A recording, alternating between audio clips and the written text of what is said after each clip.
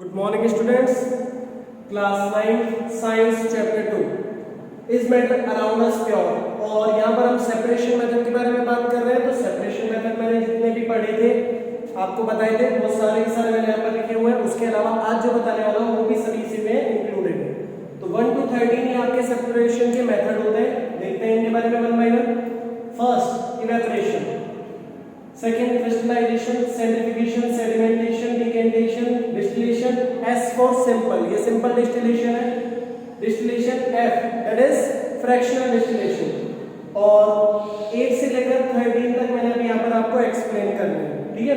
तो स्टार्ट करते हैं वन बाय वन। देखिए, मैंने जब आपको इनके बारे में बताया था तो इवेपोरेशन, क्रिस्टलाइजेशन, सेंट्रिफ्यूगेशन, सेडिमेंटेशन, यहाँ तक के जो और डिकेंटेशन, ये जो 5 आपके पास सेपरेशन टेक्निक है, ये किस टाइप के मिक्सचर को सेपरेट कर सकते हैं?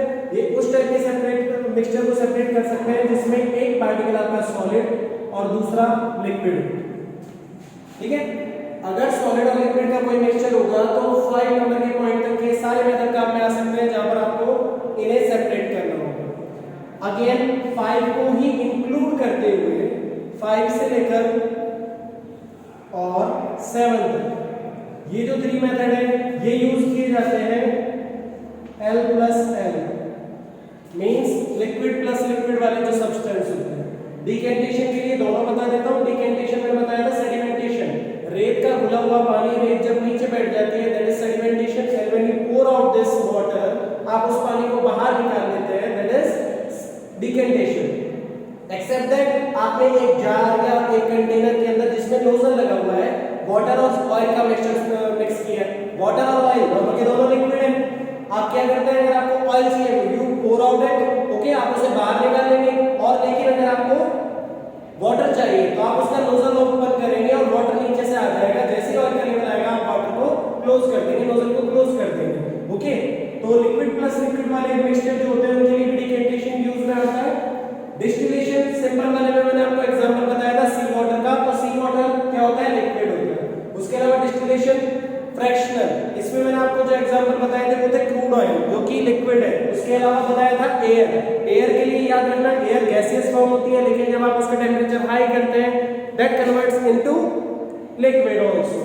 So that is distillation process of fractional distillation and this is also used for liquid plus liquid type of mixtures. From there, point number 8, 9, 10, 11, 12 and 13, this complete state, all of these methods are used for separate the mixture that contain solid plus solid particles. Means आपके पास कोई ऐसा mixture है जिसके अंदर 2 या 2 से ज्यादा particle है और सभी के सभी क्या है, सॉलिड है, तो आप इन्हें सेपरेट कर सकते हैं, ओके, बाय दीज मेथड्स। तो अब इन्हें एक्सप्लेन करते हैं, स्टार्ट करते हैं। कौन कौन से? First one is I made at 8 point hand picking. तो हैंड पिकिंग नाम से आपको पता लग रहा है हाथ से किसी चीज को पिक करके अलग करना, उसको इधर करना, ऐसे सेपरेट करना, that is hand picking method. It is used only when unwanted material is in a small quantity. Moreover, shape, size and color of the unwanted material is different from the wanted materials. Mixture आपके पास है जहां पर आपके पास जो small quantity में, means आपके पास जो solute particle होना चाहिए, या सॉल्यूट नहीं बोलेंगे तो आप बोलेंगे अनवांटेड पार्टिकल, जिन्हें आपको सेपरेट करना है वो क्या होने चाहिए, स्मॉल क्वांटिटी में होने चाहिए। जितने कम होंगे उतना ये इजी रहेगा टू सेपरेट। उसके अलावा मोर ओवर यहाँ पर लिखा हुआ है, मीन्स क्या है, इससे भी ज्यादा इंपॉर्टेंट पॉइंट ये कहता है कि शेप, साइज और कलर जो है वो सेपरेट होने चाहिए। अगर वो डिफरेंट है वांटेड मटेरियल और अनवांटेड मटेरियल के, that will be more easy to separate them. इसका एग्जांपल मैं आपको दूंगा। 2 टाइप के राइस आप लेकर आते हैं जिनमें से एक शायद 50 रुपीज और दूसरा 60 रुपीज, ठीक है, 10 रुपीज के डिफरेंस के राइस है और उनको मिक्स कर दिया जाता है। दोनों के पार्टिकल जो है वाइट है, दोनों का शेप और साइज बिल्कुल सेम है। मिक्स करके क्या आप उन्हें सेपरेट कर पाएंगे? There is no way to separate them. कोई तरीका नहीं है जिनसे उन्हें सेपरेट किया जा सके। बट लाइकली अगर मैं आपसे कहूं कि आपके पास एक राइस है और दूसरी तरफ शुगर के पार्टिकल, राइस और शुगर दोनों का कलर शायद सेम लगे आपको, साइज, ठीक है, और शेप दोनों चीजें डिफरेंट है। अगर एक प्रॉपर्टी भी अलग हो जाती है तो आप उन्हें सेपरेट कर सकते हैं। बाय हैंड पिकिंग, हाथों से अलग करके, ठीक है ना। तो ये पॉइंट नंबर 8 इसको एक्सप्लेन करता है। पॉइंट नंबर 9 बनाते हैं थ्रेशिंग। 9 और 10 में एक साथ कंसीडर करूंगा थ्रेशिंग एंड विनोइंग। जैसे आपने बात की थी सेडिमेंटेशन और डिकेंटेशन की, तो सेडिमेंटेशन सेपरेट करता है लेकिन डिकेंटेशन उसको ऑब्टेन करवाता है। इन सेम वे थ्रेशिंग और विनोइंग दोनों एक साथ कंबाइंड फॉर्म में होती है, क्योंकि थ्रेशिंग से क्या करते हैं आप उन्हें सेपरेट करते हैं, लेकिन विनोइंग से जो उसका पर्पस है वो सॉल्व हो पाता है। कैसे? Threshing, it is used to separate grain from any crop. In this process, crop is moved violently. क्या होता है कि आपने कभी क्रॉप को कटते हुए अगर देखा हो तो क्रॉप जब कटती है उसके छोटे छोटे बंडल कटकर बंडल बना दिए जाते हैं और रख दिए जाते हैं। तो जैसे ही वो बंडल बनकर रखते हैं उनको कुछ दिन के लिए सूखने के लिए रखा जाता है। सूखने से क्या होता है कि वो जो पार्टिकल है लूज पड़ जाता है, जो ग्रेन्स होते हैं वो उस पर लूज पड़ जाते हैं। अब उस बंडल को तेजी से उठाकर in this process crop is moved violently, बहुत तेजी से इनको पटका जाता है, किसी चीज से टकराया जाता है, इन्हें झटका जाता है। झटकने की वजह से क्या होता है, इनके जो ग्रेन्स होते हैं वहां से अलग हो जाते हैं और जो चॉफ होती है, ठीक है, जो हस्क होता है पूरा का पूरा जैसे भूसा बोलते हैं वो अलग हो जाता है, ठीक है। तो इस प्रोसेस में आप किसी भी क्रॉप से ग्रेन पार्टिकल्स को अलग कर सकते हैं, लेकिन यहाँ पर जब आप इस तरीके से अलग करते हैं क्रॉप के सूखने की वजह से उसके कुछ लाइट पार्टिकल भी उस ग्रेन के साथ शामिल हो जाते हैं। तो ये जो ग्रेन्स होते हैं आपके पास प्योर फॉर्म में नहीं होते या कहीं फिल्टर फॉर्म में या एक्वायर फॉर्म में नहीं होते, जिनको आप यूज कर सकते हैं। अभी भी इनके अंदर कुछ लाइट पार्टिकल जिन्हें हम कहते हैं शाफ्ट, वो बाकी होता है। जैसे मैंने बताया था नेक्स्ट प्रोसेस इसी के आगे की है winnowing, blowing a current of air through grain. Grain में से एक करंट ऑफ एयर ब्लो करवाया जाता है तेजी से in order to remove the shaft. ये जो शाफ्ट है इसको अलग करने के लिए क्या किया जाता है, ये एक नॉर्मल प्रोसेस भी होती है जो घरों में यूज की जाती है। छाछ बोलते हैं लोकल लैंग्वेज में, या कोई बड़ा इस तरीके का यूटेंसिल लेंगे जो खुला हुआ है, उसके ऊपर आपके सारे के सारे वो जो ग्रेन पार्टिकल थ्रेशिंग के बाद में आपके पास आए हैं उनको आप इस तरीके से धीरे धीरे नीचे गिराएंगे। और सेम टाइम साइड में से फैन, कूलर या कोई ऐसी चीज यूज करेंगे जो कि एक करंट आपको फ्लो करवाए, किसका, एयर का। एयर का एक तेजी से बंडल आना चाहिए, जिसकी वजह से क्या होंगे, वो जो लाइट पार्टिकल है जो शॉफ है वो उड़कर दूर चले जाएंगे, लेकिन हैवी पार्टिकल बिल्कुल नीचे इसी तरीके से गिरते होंगे। और यहाँ पर आप एक कोई कलेक्टिंग मटेरियल शीट या कुछ भी ऐसा रखकर उसके ऊपर वो पार्टिकल्स को कलेक्ट कर लेंगे। That is the most efficient way.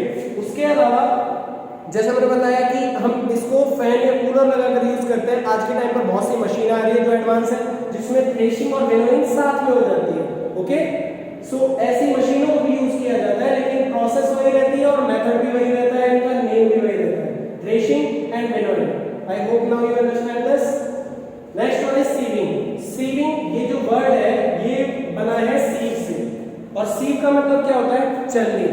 आपने अपने घरों में आटा छानते हुए देखा होगा, फ्लोर जो होता है उसे छाना जाता है, तो उसमें छाना कैसे जाता है, जब उसे छानते हैं ना ऊपर की तरफ थोड़ा सा हस्क जिसे हम बोलते हैं, थोड़ा दूर बोलते हैं शायद लोकल लैंग्वेज में, उसे आटा जो मोटा वाला पार्टिकल होता है वो ऊपर रह जाता है और फाइन पार्टिकल जो बिल्कुल क्लीन पार्टिकल होते हैं जिनको आप डक बना सकते हैं वो नीचे आ जाते हैं। तो इस तरीके से उन्हें सेपरेट किया जाता है।